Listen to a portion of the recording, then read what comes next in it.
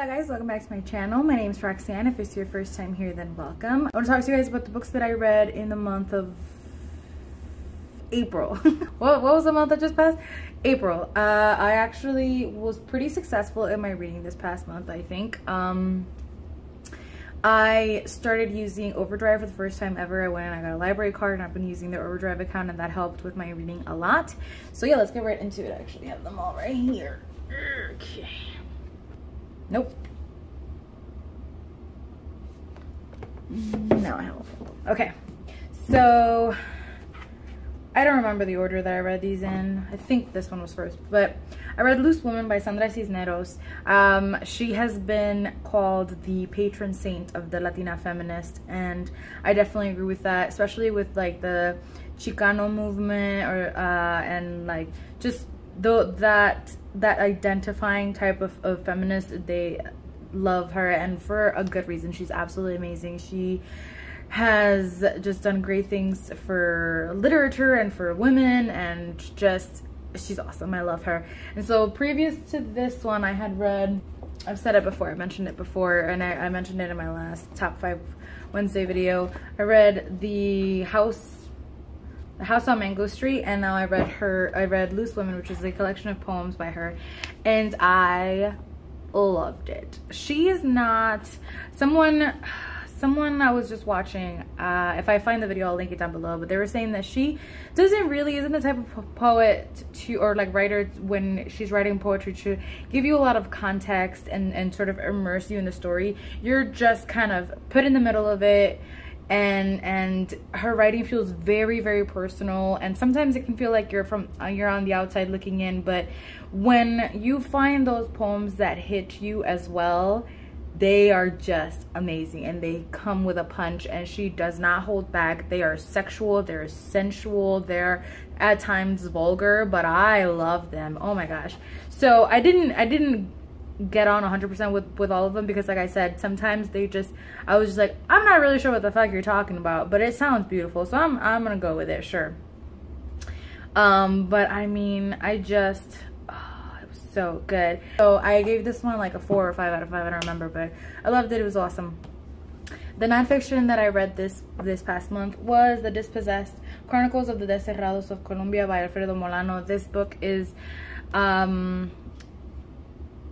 it is different stories told by different individuals who have been displaced due to everything that has gone on in the history of Colombia. So it's socio-political issues, economic issues, all of which are sort of have worked together to displace so much of its population, and many have disappeared, many have died, and it's an incredibly sad thing that has happened in their history. And so this book is a collection of some of those stories, and you see how no side is really innocent here. Just like no one is completely innocent, and both players have just have wreaked havoc in these people. And so it was one of those sort of heartbreaking but necessary reads.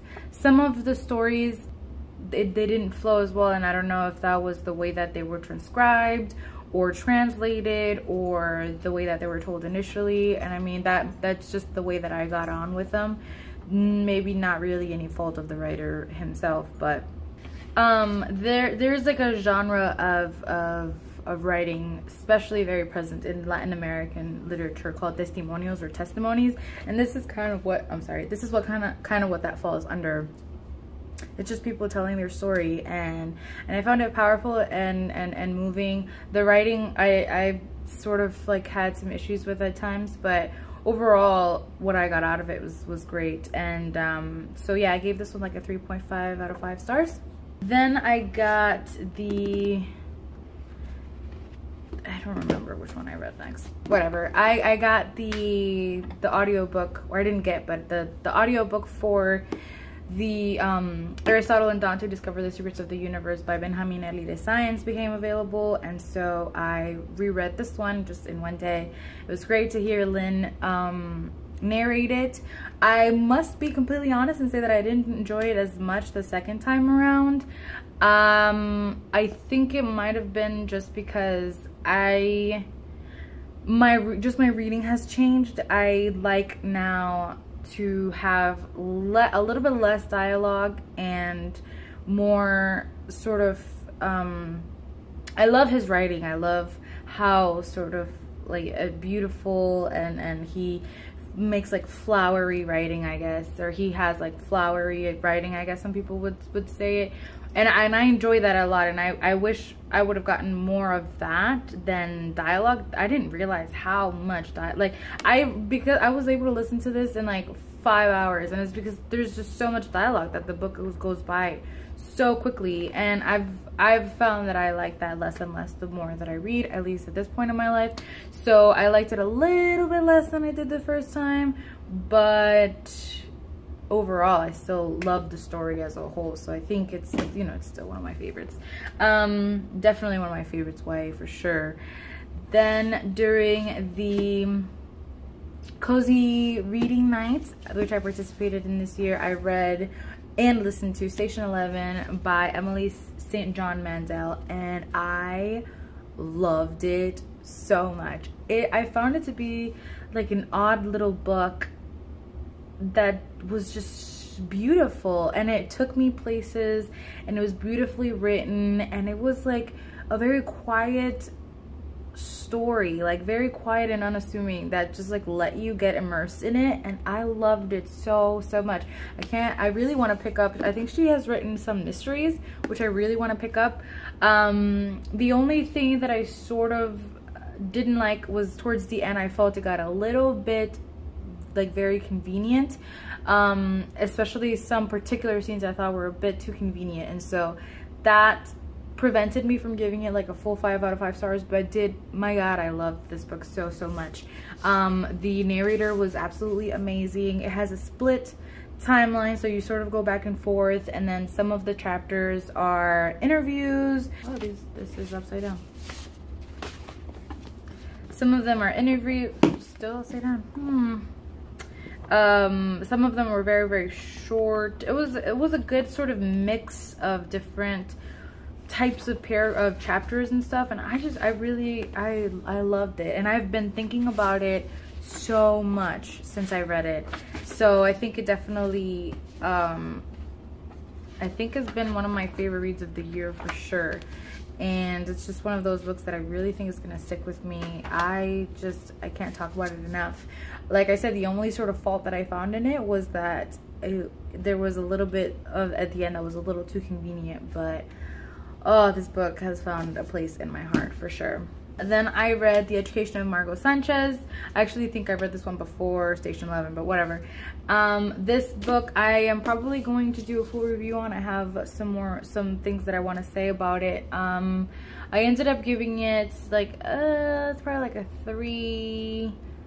3.5 out of 5 stars. It's about this girl, Margot, who lives in the Bronx. She goes to this prep school. She's been caught stealing from her dad, and so as a punishment, she has to work in the supermarket that her father owns. And it's about her trying to live up to the expectations of her family, and sort of what she thinks the societal expectations are of her. It's about her coming to grips with the reality of her community, and I think there was a lot of really great topics that were talked about it. There were some issues that I had with it, which is why I didn't give it a higher rating, but I'll talk about this in a full review, which I'll upload at some point this month probably.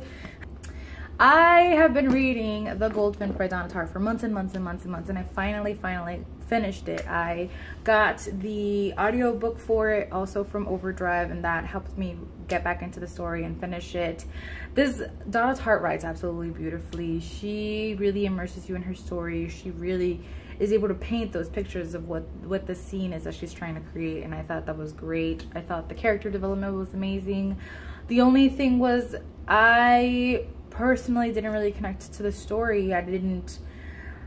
What occurred wasn't really anything that I found myself caring too much about. It's about this boy named Theo who is in this horrible incident with his mother. His mother dies, and they're in a museum. His mother dies. He leaves the museum with a painting, and it's about his life after that, how he deals with the death of his mother, he deals with depression, he deals with being separated from the life that he's known. This book talks about what truth really is. It talks about, it discusses and it sort of explores family. It explores the fact that sometimes you can get good things out of bad things. You know, not everything is always fully good or fully bad. Good can come from bad and bad can come from good, and it explores those themes really well, and I really did enjoy that, and I enjoyed the writing. I just, like I said, I didn't find myself sort of putting it down and thinking about Theo or the rest of the characters. Hi buddy. My cat's right here. I didn't find myself thinking about them or wondering about them. I mean, like I said, I was able to put this down for like 4 or 5, who knows, however many months, and not really feel that pull and feel that need to go back to the story. And I don't really think that was any fault of her. She wrote a beautiful story and she wrote beautiful characters. I just personally didn't find myself caring for them. It's not the type of thing that I think I would go ahead and think about very much. So I gave it like almost 4 out of 5 stars, but not fully 5 stars, just because, like I said, I didn't connect very well, and I think that's more of a personal thing, but it was just, that's just what it was. I loved her writing, and I'm like very happy that I finished it, and I think that a lot of other people would really get a lot out of the story, and so I think I'll keep it. I think I will enjoy her other books maybe a lot more, but yeah, I think I'll keep it just because her writing is absolutely gorgeous, and this is just something that I would like to have in my book collection. But guy. Sometimes I say guy to people who annoy me, guy, but no, that's my cat. He doesn't annoy me much. But yeah, like not 5 out of 5 stars, but I didn't hate it either. I'm gonna keep it, and I would definitely still recommend it, and I do want to read the rest of her books. The last book that I sort of kind of finished, and I say that very loosely and almost not wanting to say it at all, was Don Quixote by Miguel de Cervantes. I like really read and paid attention to and loved like almost 600 pages of this, and then the rest I lost like the momentum that I had. I let too much time elapse between my picking it back up, and I sort of lost the momentum, and I lost the sort of mood that I was in when I was reading it. And so because of that, I just like sort of speed read, kind of glanced over the rest of the book. And I think this is just another one of those books that I'm gonna have to get back into that mindset at some future point and really get back into it. I marked it as finished because I just sort of like glanced at the rest and sort of found out what went on. But like I said, I really need to really sit down, and the reason that I say that I almost kind of finished it and not really was because I wasn't really sitting and ingesting and paying attention to the last part of it, and so I sort of feel almost a little bit like a fraud saying that I finished it. But I just kind of wanted to get it out of my currently reading pile, and I'll focus on this at a later time, a later date. I'm sure that I will go back into this at some point because I was really enjoying it. It is both funny and sad, and you really get to really love, to really love these characters, or at least I did. And so I think this would definitely be one of those books that I would love its entirety if I sat and I really read everything. But I think that'll just happen at another time. I'm not in the right mindset right now, I think, to read it. Some of the like hilarious things about this is that every woman that kept being introduced was somehow magically more beautiful than the last. Like, this woman is described as being the absolute perfection of beauty, and then another woman is introduced later and she's like, oh my god, she's even more beautiful. And it was just like this comical thing that kept happening. But yeah, and I mean, you can really, I don't know that I actually said what this is about. If you guys don't know what Don Quixote is about this man who sort of wants to live out the adventures that he's read in his books. And I mean, who as a reader cannot connect with that at some level? You know, we've all had this book that we read and we adored and sort of want to immerse ourselves completely into that. I know that I do that, especially with Harry Potter, obviously.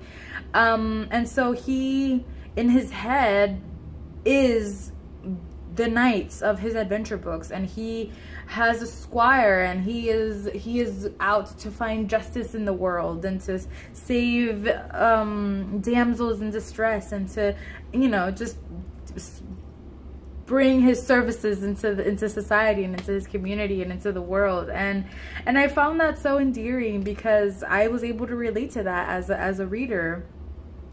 So yeah, I think this is definitely a book that I will go back and really try and immerse myself in at a future date. But for now, I think I'm done with it.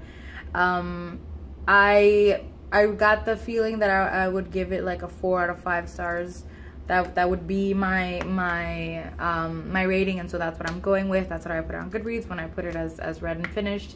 So yeah, I'll definitely keep that in my bookshelves and read it again at some point. Those were the books that I read in the month of March. I think I talked a little bit more than I meant to, but that's okay. Give you guys a little bit more of an idea of what I thought about them. Like I said, I will do a full review on The Education of Margot Sanchez. Let me know if you guys have read any of these books and what you thought about them. Let me know what you read in the month of March and what was your favorite read in the month of March, or one read that you absolutely fucking despised. As always, thank you so much for watching and for listening. I love you guys. Mwah.